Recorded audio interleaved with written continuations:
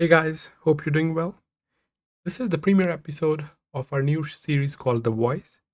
This is basically a podcast type series where we'll be discussing the pros and cons of the current state of the game with a new guest each week. The guest could be a content creator or someone who's been running a clan for a very long time. Basically, someone who interacts with community on regular basis to get aware of their opinions on different matters.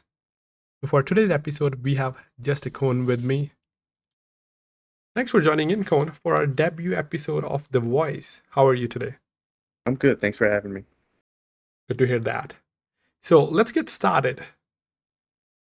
We all are passionate about this game, some more than other, but I feel you're really passionate as I am. And with the passion also comes the frustration with certain things in the game. We'll go over that. So I would like to know, what do you like, or what are the things you like that they have done in the last 6 to 12 months in the game?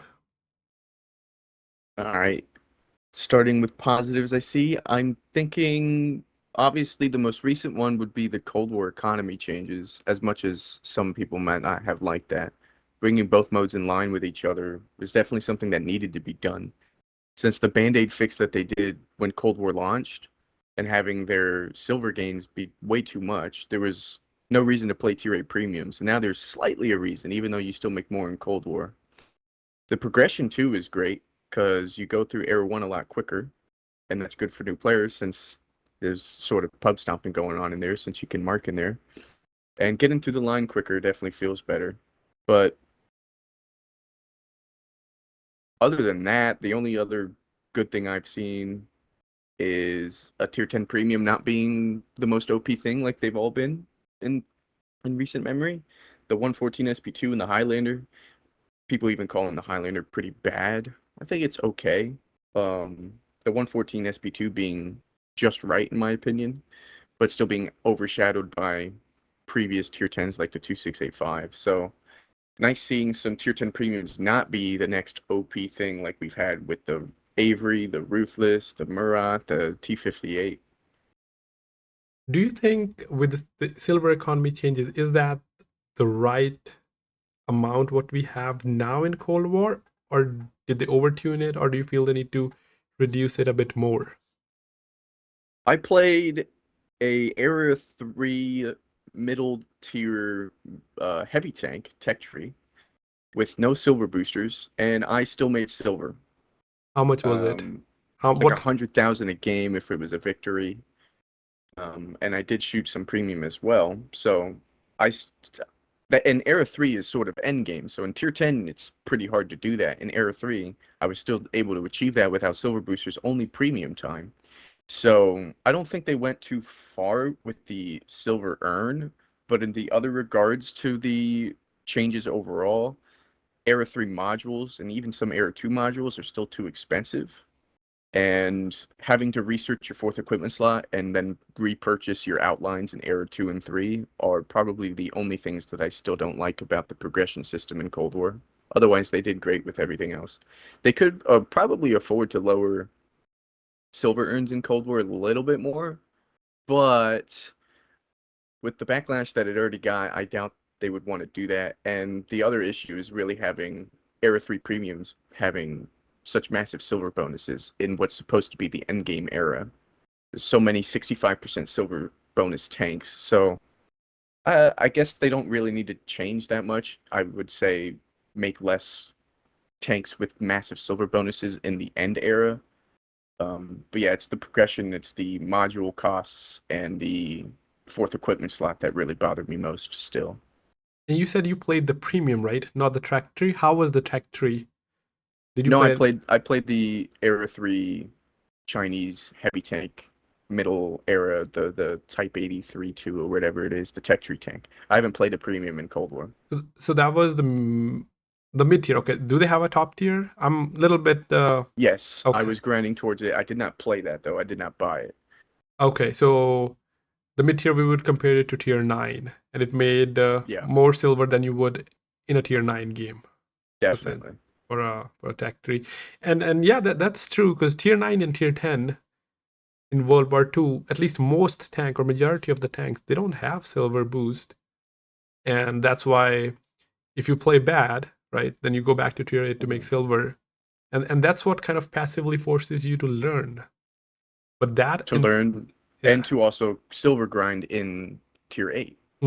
Yeah, which improves the tier 8 matchmaking. And Hmm. that incentive is not in Cold War Nope. because they do have their era system, but within each era we have premium tanks for each tier as well.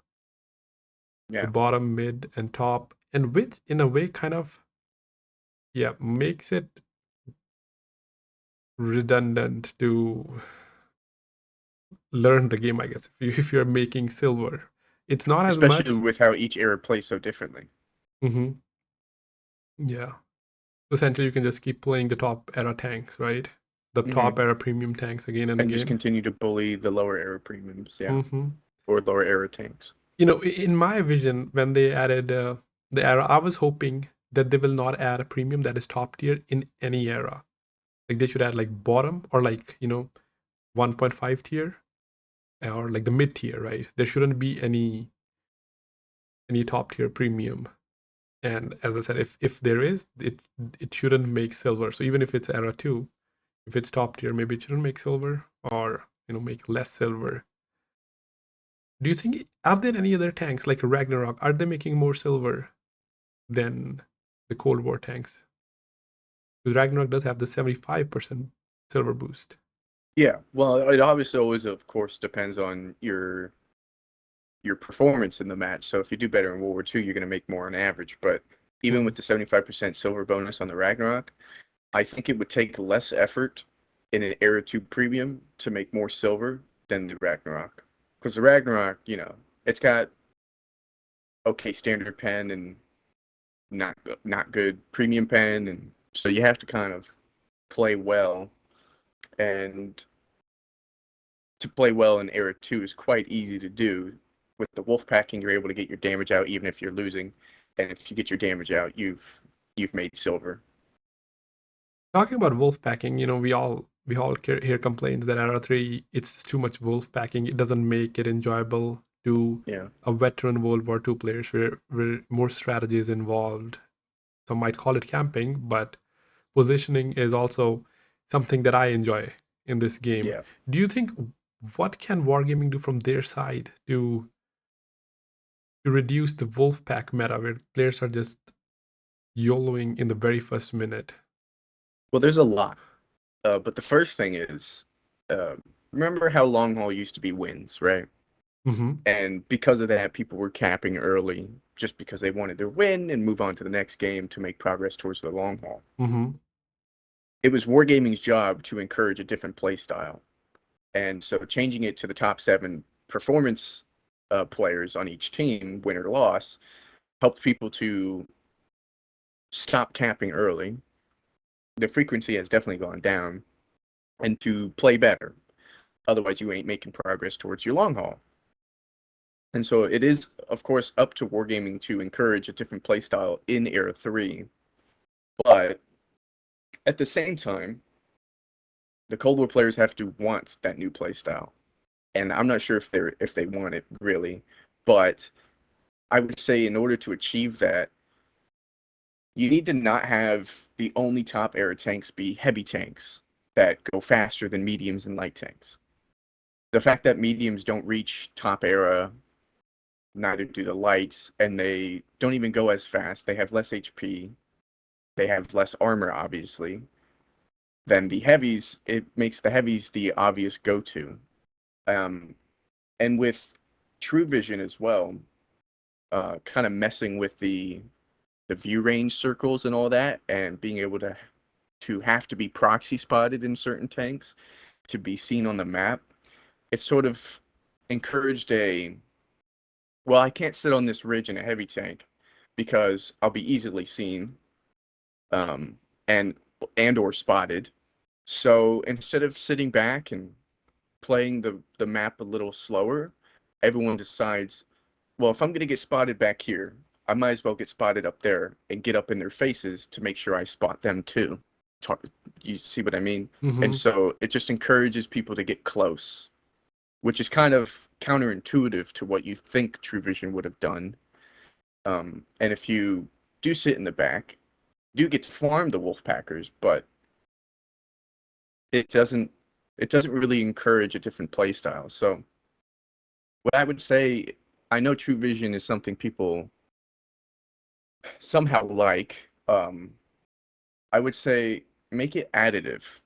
Make True Vision just a thing that exists rather than something that affects the vision system to the degree that it does. We don't need the insane camo values of some tank destroyers. We don't need the high view ranges that don't even work because True Vision exists and because they're more modern tanks, bigger number, better tank type idea. Lower those to be more dynamic and have it to where the vision system works like it does in the other game.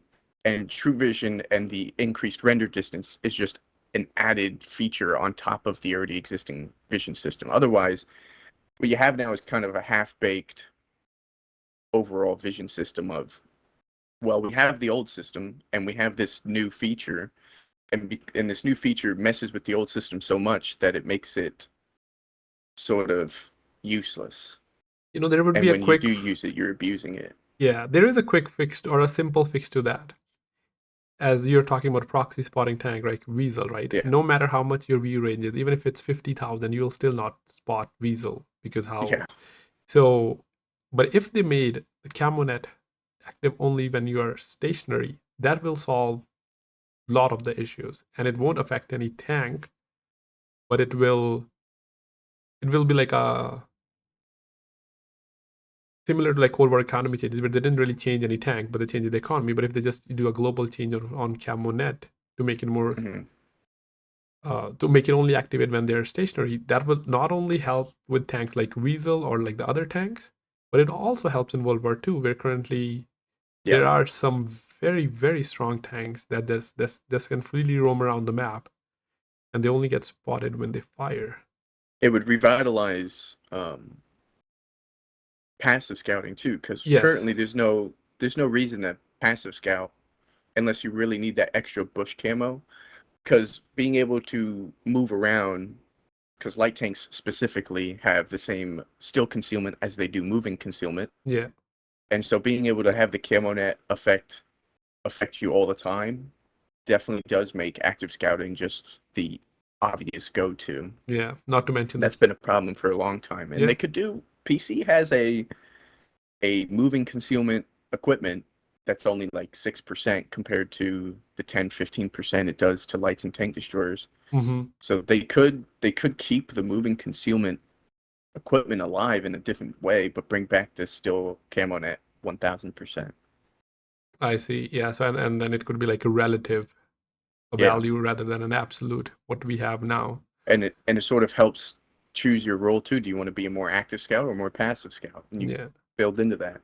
Yeah. It also doesn't make sense to me. Why does TDs have better camo than our light tanks? Aren't light tanks supposed to be the one to scout? In Cold War, yeah. Or even in World War II, like the TDs get more boost from the camo net. That's Yeah, they get a bigger boost, but they have terrible view range, and it's the whole idea of they get to sit in the back and be super stealthy, and mm-hmm, they're hard to root out, but you need that light tank spotting for mm-hmm. them to do something, which is not the case in Cold War, and that's something I don't like about True Vision is the whole rock paper scissors between each class isn't there because every class can do it by themselves. Yeah. You don't need that light tank, which is why Mm-hmm. light tanks have just become missile assassins. You know, they just come in and shotgun you with a missile and then leave, Yeah. unless someone chases them down because the light tanks aren't even that fast. And I think that's why one of the most broken or OP tanks, even in Era 1, is 4005, because as you said, doesn't Hmm need a light tank. It is the light tank by itself. And they can be like stationary, and even whenever they see the opportunity, bang. Yeah, and they get crazy concealment. And of Yeah. course, we have to talk about, if we're talking concealment, we have to talk about the smokescreen passive. Oh, definitely. That thing Definitely. is insane. If they want to keep the identity of the passive as a sort of a concealment factor Mm-hmm. rather than it being just pure camo, I would say make it kind of the counter to designated target type deal, where instead of giving you concealment just for having it on you, Yeah. it lowers the time you're spotted by 1 second. So it Yeah. still gives you the identity of being stealthy, Yeah. but it doesn't I give see what you're you saying. Yeah. insane stealth. You Yeah. don't stay spotted for that. Okay. Yeah. I do like that idea. I was thinking more about reducing the bonus. But even what you're saying makes this smoke screen has like a unique feature, right? It's Yeah. not just the camo net, right? Because we already And have it, different perks for that. Why are we keep slapping these? yeah, more and more camo. We don't need that. Yeah. Not to mention after 6.0 we have so pre 6.0 we had the not only had the camo net that was only active when you're stationary, but we also had less trees, so you could spot Hmm. targets easily. But now we have so many trees that even if they change the camo net or the smoke, you will still not get spotted if you are using the trees in the right way, right? So we have it like Which isn't a problem, but mm-hmm. it's just additive to the problem of Yes, too much camo. yeah. That's what I'm saying. Like if they go with this change of reducing these consumables or equipment, their camo capabilities, it's still the players that are playing smart, or they'll still make it work Yeah. because of how many trees we have. Uh, so yeah, that was enough about Cold War. Now we move to the game mode that you enjoy the most, World War II. How are you liking it recently? Tier 10's been how do I say it without cussing? Tier 10's been kind of a mess, full of massive guns that are easy to hit with, and whatnot. Sort of most of the issues I have with World War II sort of are just quality of life stuff where it's all broad. Yeah, Mm-hmm. 183s are a problem, but I don't think inherently they're a problem. Like I don't think they need alpha nerfs. I don't think they need pen nerfs. What I think they need is to be less accurate Mm-hmm. at in such a short time because you can snapshot so easily with 183 millimeter. It's kind of insane. Yeah. And the under reliance on aim time nowadays gives us those average 4 minute match times that aren't really fun. Mm-hmm. And I think that that's one of the things I also don't understand. So Death Star back in the day, right? They Hmm. used to have huge alpha and bad accuracy, and it was also pre 6.0. With 6. Or whenever then they changed the Death Star, and after that we got improved accuracy to begin with. But for some reason, the way they look at data, they keep buffing Death Star and FV. They have been Yeah. buffed 2 times in gun Hmm. handling. In right now, And they those said they tanks were going to buff them again. they did say they were gonna buff Death Star again, and the current state of Death Star and FV, I'm not saying they're more broken, but they are more overpowered than they were back in the day because of how accurate they are. Hmm. Like they have the better reload, and of course the camo net. I mean, not so much for 4005, but definitely works for Death Star. I think there has been a hesitation for them to understand that not every tank has to do like the average damage they look at, right? Like, okay, this tank is not doing damage, let's improve its accuracy. Still not doing that damage, let's improve its accuracy.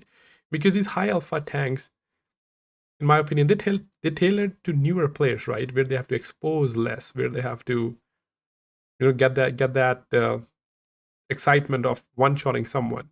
Yeah, You or being able to trade much more mm-hmm. efficiently. You Yeah, peek and you do half the dude's damage, and he shoots you with like a 390 alpha shot. You yeah, traded very well there.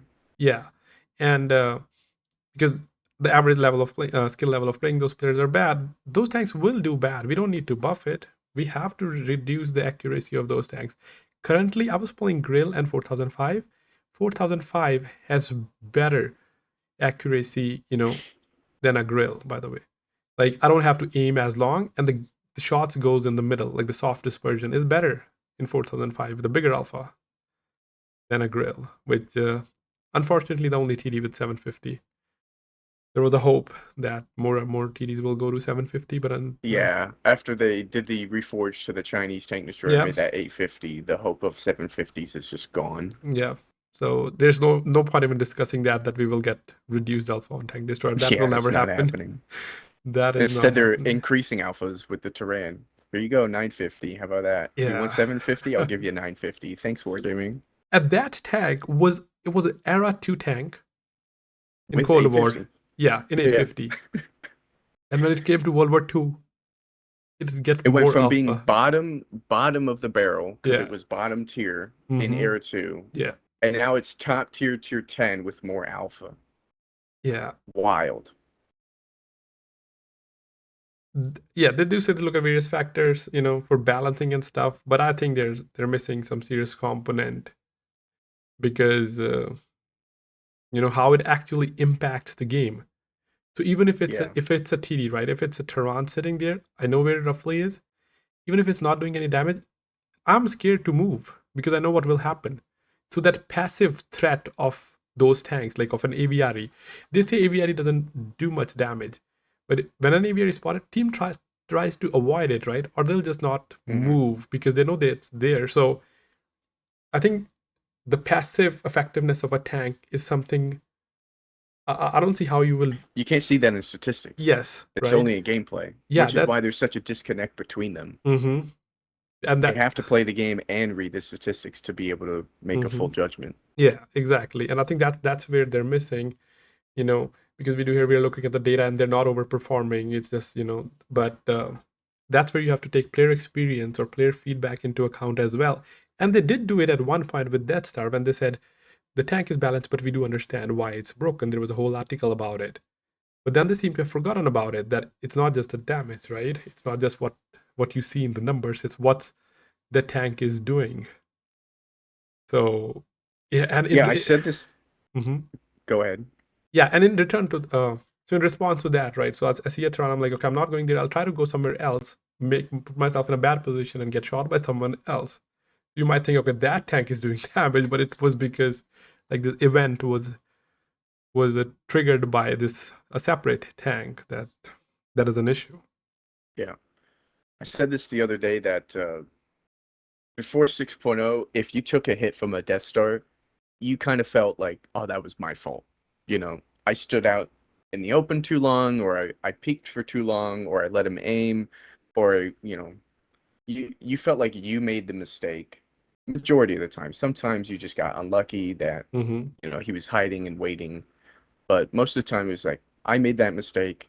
I let him aim at me. I let Yep. him hit me. Mm-hmm. Nowadays, you poke for a millisecond, get hit for over 1,000 damage. You're like, well, what mistake did I make there? Yep. Didn't really make a mistake. I just got snapshot by a big gun. Mm-hmm. Yeah, because like it's a let's say a 5 minute game, right? You're playing safe the entire game, Yeah, and then you make that 1 2 second slight misplay, and the punishment. is extreme. Yeah. You used to be able to play around aim time back in the day. Now Yeah, you don't. exactly. Because they did had a long aim time and the bad accuracy as well, right? Yeah, So even if you can't, get out, you're like, okay, you're wiggling, okay, don't hit my lower plate or don't hit my weak spot. That's not an option anymore. nope. Yep. And since we have that swap equipment, right? Which I kind of like. I mean, That too, yeah. yeah, ideally it would have been better if it was a skill with like a 2 second delay, so that it was an instant like it is now. Because you see, okay, that's micro peeking quickly, and they just switch it quickly, and we can do 500 damage, right? But if it's something that has a delay, then if you see them, you have a little bit of time to get in cover, right?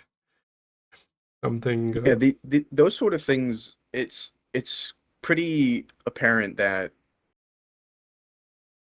downsides to many upsides is something that apparently they don't see. You can It's that ammo swapper and with the double barrels too. Yeah. There's no if we look at PC, this game's based off of, right? Mm-hmm. They have the ammo swapper thing, but as a perk, intuition, and it's percentage based. Yep. So if you're a big gun, right? Swapping with a 390 Alpha 105 is going to take way less time than Mm-hmm. swapping rounds on a 183, and that's purposeful. Yep. That's so that the decision you're making doesn't come with no risk.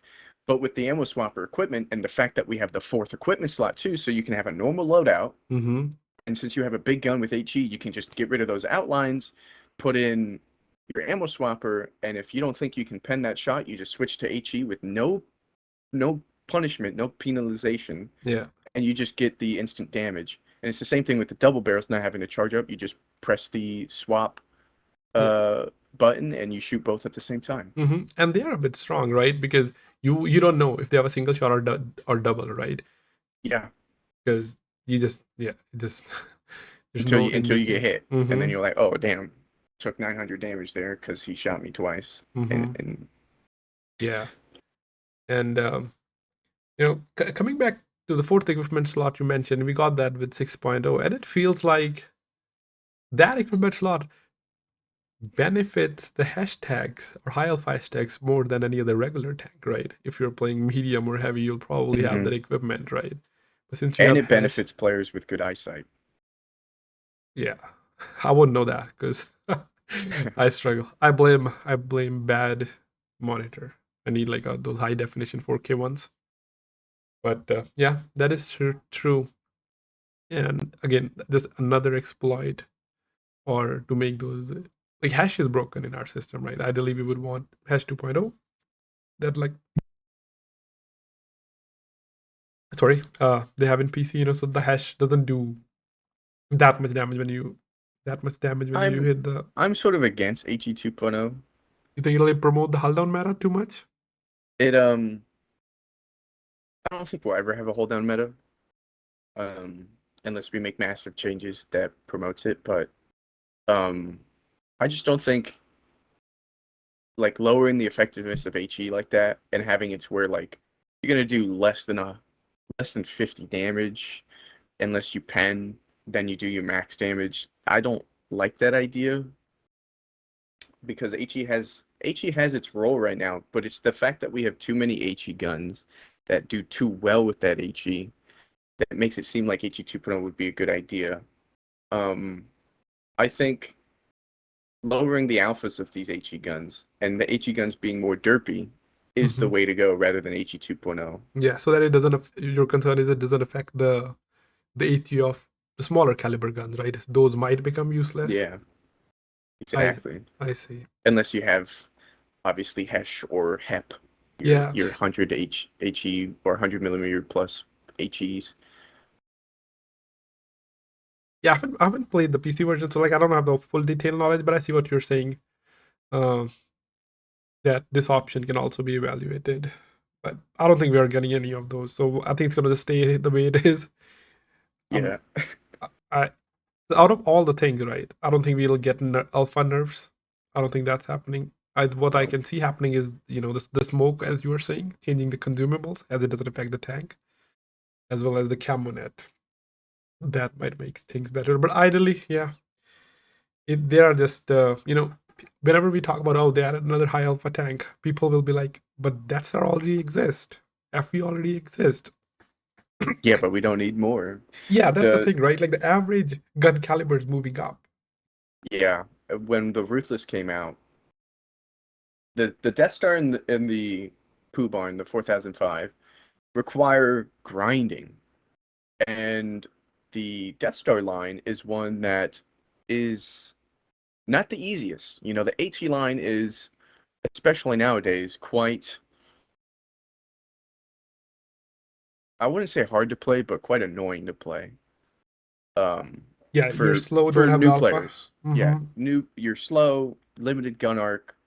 Um, People are going to pen you easily, get around you easily, especially with the speed meta, because that's the other thing, percentage-based speed equipment. That's a whole nother conversation. But Mm-hmm. like, it's the sort of the same thing with the Minotauro, where it was kind of worrying that we would bring them in, but you just kill the teammates around him, or if he's alone, you just rush him, Yep. That's what happens.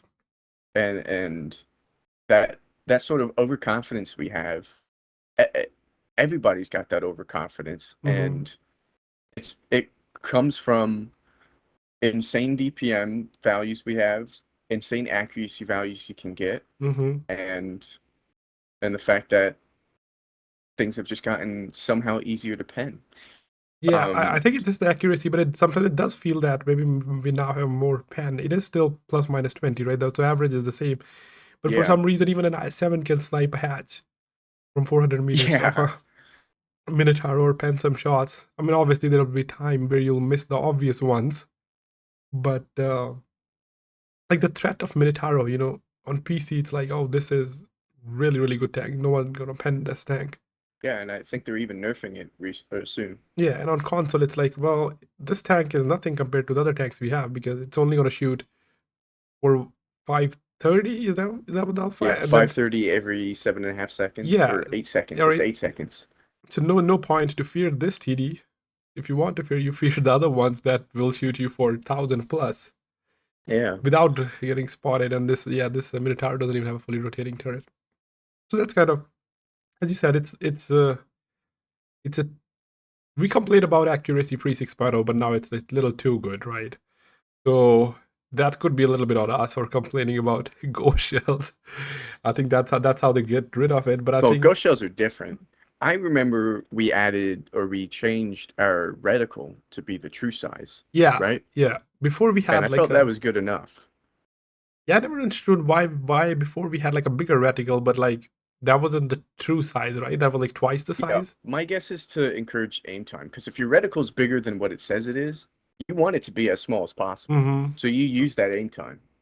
Whereas now, like, my reticle could be as big as it wants to be, and I'm shooting. I'm Yeah. not using aim time.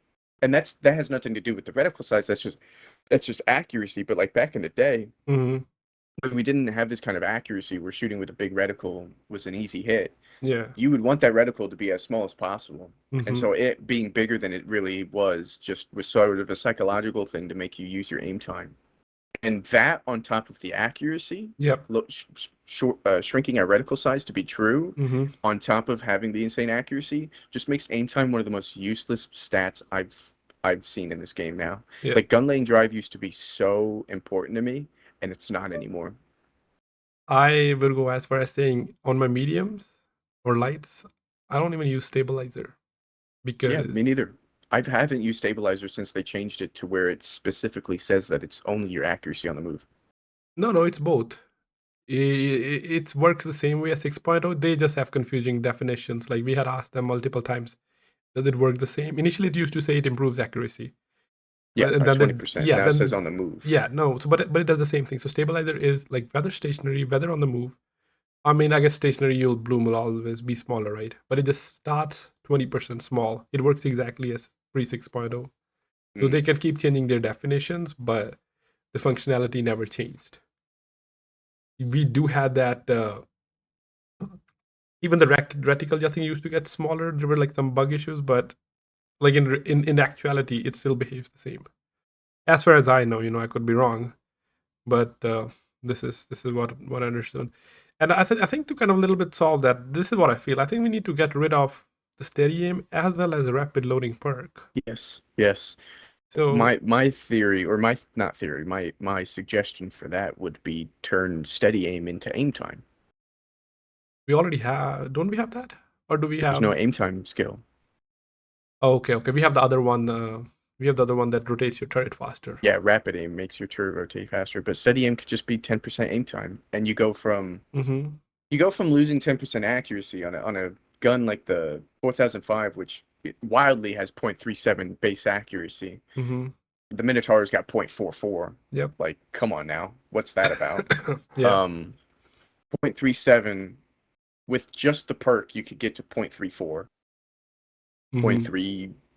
0.33 something. Yeah. But now, if you did that, you're staying at 0.37 base until you add the other stuff, and your aim time just makes you getting to that accuracy a little bit quicker. And Mm-hmm. if that's what they want, if they want the games to be quicker for whatever reason, Yeah. just change it to aim time. And then with rapid loading, they could give us intuition. Just make rapid loading the intuition perk and remove the ammo swapper equipment. Yeah. There are That also one's a big change, though. yeah. The community would have to allow it. I don't think community will ever allow any change. Some changes you kind of have to do it kind of, that'll help the game, like Cold War economy.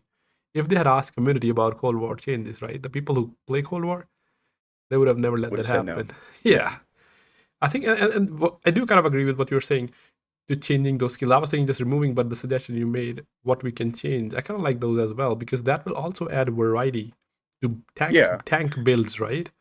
We don't have a lot of skills to pick from in the first place. So Yeah, rather than just removing them, just change them to other things. yeah, And let's also give us 16 perks now. Come on.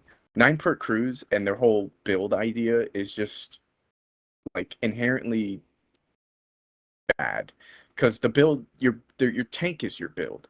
Each tank has their own identity. You have your lights, you hmm have your active lights, your passive lights, and to say like you want to make your build from your crew, nah, your crew, it used to be everyone gets the same perks, and it's just a matter of playing to get more passive perks, right? Playing for yeah, better firefighting and all that, yeah, and to limit us to 9 and then tell us to make a build in reality, all it's done is if I want to be competitive, I pick the same 7 perks on every tank, yep. and then I pick the same 2 perks per class as the last 2 perks. Essentially, It's not really a build. yeah. I think I don't see them doing 16. I think I would be happy with 12, but I don't see them doing 12 as well because of I don't maybe see them changing it at all, but 16 would be fantastic. yeah. As you're saying, right, they were like the other skills were like more passive because now essentially we get all these commanders every week or every other week, right? But all you need is 3 commanders and you can just swap between tanks. Yeah, with skill swapping and all that, as much as it's benefited new players, it's kind of gotten rid of the whole need to grind commanders, yeah. Exactly. There were tanks that had crew XP boosters, right? Those tanks are hmm useless now. You just wait for one of those events. Yeah, you just Uh, wait for Christmas. yeah, or any of those events, right? Put the boosters on because now we do get a lot of those boosters. This wasn't the luxury back in the day. I don't remember having crew XP or this many crew XP boosters that I have now. That's because seasons didn't exist. Yeah. We Uh, get a lot of them from the seasons yeah. and from the ops. Yep. Yep. And that's what I'm saying. I think I remember people grinded like I don't remember whether it was 10 or like 20 full crews during that Christmas week or was it 2 weeks event. And that kind of begs the question, why do we need so many commanders if all you need is 4? Maybe what they can do is make the commanders again nation restrictive, right? So you need more hmm commanders, but add more skills to them. So you have that benefit as well, right? And you're like, okay, because the extra skill will cost more XP, right? And you can go back to your tanks that provides crew XP bonus to grind those. And at the same time, with the not allowing them between nation, right? Like how it was, definitely it'll make command sense to own more crew skills. Let's not forget too the addition of premium and hero commanders also having their own commander XP bonuses. Yeah. It's like, okay, I can buy one of those, grind out 4 9 perk crews for each tank class, and then just play or just skill swap that hmm Why do I need to all another my other one, right? commanders. Yeah. Why do I Yeah, you need don't. it? I have 18 crews right now, and I really only use or need 5 of them, Yeah. and I just constantly skill swap Yep. Talking because it's about only 9,000. It's super mm-hmm. cheap. The skill swap is 45,000. Crew transfer is 9,000 between Yeah, the you're right. nation. My bad. Yeah, Yeah. 45,000 is pretty cheap. Yeah.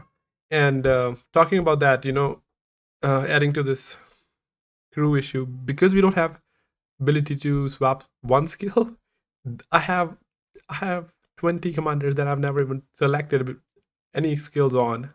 I only use the few because I'm afraid I might select the wrong skill and then I have to change or spend 90 gold to respec it. And Yeah. because of that fear, I just use, as you said, I just use skill swap and all those. But if we have a little bit more crew skills, then you just obviously we need the option to just swap one skill, but it eliminates or reduces the risk to make a wrong decision to have a incorrect skill if you have more slots, right? Because that's what I had back in the day. There were so many skills. Even if I pick something wrong, I was like, oh, I'll get the good other one in the next skill. This might sound weird to some people, by the way, because what we're kind of thinking about is it it's weird because it feels like we've sort of gotten to the point where people like you and me are talking about game design to encourage longer term play. And some people might find that odd because some people don't want to play this, like don't feel like they want to grind out multiple things. They like maybe how quick it is. Mm-hmm. Um, but like that was the whole point, to keep you playing. And to Yeah. keep us playing, it would be nice to have an incentive. And sure, we can sit here and be like, oh, just grind out crews if you want that.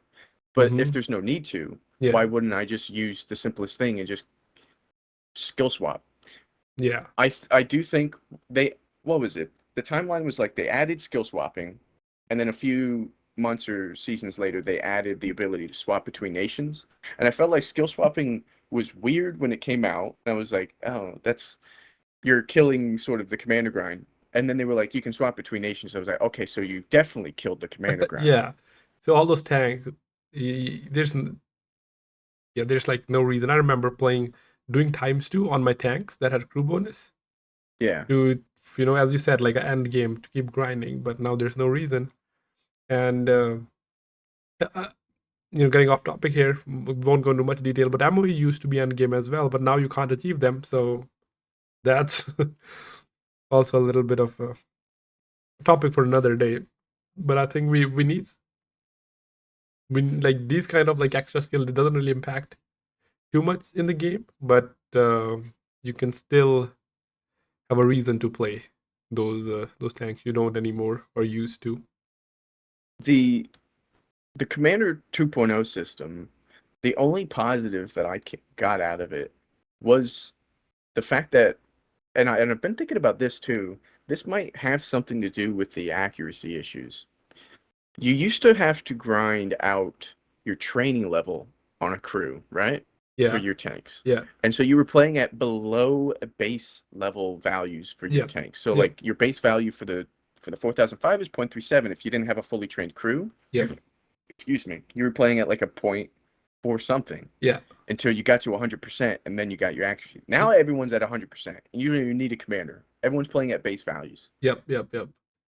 And then we're on top of that throwing in busted crew perks and an increased crew perks because snapshots now what, 12%, and it used to be 7.5 or something like that.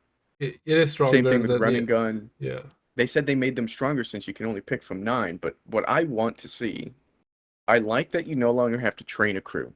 That's fantastic. yeah. So that part of the crew grind green being, or that crew grind being gone, fantastic.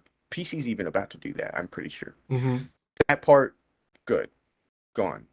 But I want us to bring back, your crews are limited to your nation, can't swap them. So Mm-hmm. you need a crew for each nation. Yep. And then in each nation, you want a crew for each class. Yeah. And so that encourages owning multiple crews and grinding multiple crews to 9 skills. I would want skill swap gone too, but I won't go that far. We can keep that. Putting us to 16 skills means everyone would have to start grinding crews again, and lower those ones we buffed like snapshot back to what they used to be. And again, with if we did the steady aim changes as well, accuracy would go down. Your Mm-hmm. perks would get, you'd have more to grind, and could get more quality of life perks like firefighting and preventative maintenance on your crews. And Yeah. overall, I think that would just be a healthier grind and a healthier game. I think one of the reasons they did that, right, was to reduce the gap in terms of crew between a day one player and a day 1000 player, right? That was Yeah, their more reason of because, course. Yeah. but I don't even think, as you're saying, right, like these changes actually truly help those people because they just play those high alpha TDs and never kind of understood what perk. Or they don't even play with a commander. Oh yeah, that too. That's That's another thing I would add is because they make it did to say where you have to that. play a commander with Yeah, a tank, they did say that, right? It's that a lot of people don't play with the commander. which is why they wouldn't ever do that prompt, Yeah. By the which is way, why I had to yeah, give them that idea of the outline yeah. For because those they who wouldn't do didn't the know, prompt. the prompt or the screen we have now for no commander was suggested by Cone because Pain God said we won't add the warning. because that was an additional step, and they asked community for ideas. Cone was the one that suggested that idea, and it was implemented. One of the significant contribution to make the commander a little easier to see compared to what it was, right? I'm not saying it's Yeah, well, my idea was a lot bigger. They went pretty that is small with true. it. Yeah, that is true. I saw like your screenshot, it was bigger, it was more noticeable. Now it's like Hmm. half the size, right? They should have increased the size. Yeah, I just completely blacked out a Yeah, 3D commander. yeah, So it was just going to take the space of your 3D commander, and that would have been pretty noticeable. yeah, Even yeah, if you yeah, like using 2Ds, having yeah, a 3D commander pop up is like, oh, I don't have my 2D commanders in there. yeah, And so, but they instead just went with half a torso yeah. or torso up of a commander above your name. Mm-hmm. Yeah. So that is it for this week. Thanks for joining in, Cone.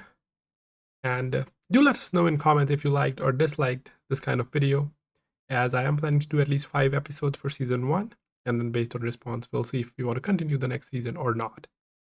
So thanks for tuning in today. I'll catch you in the next one. Have a great rest of your day.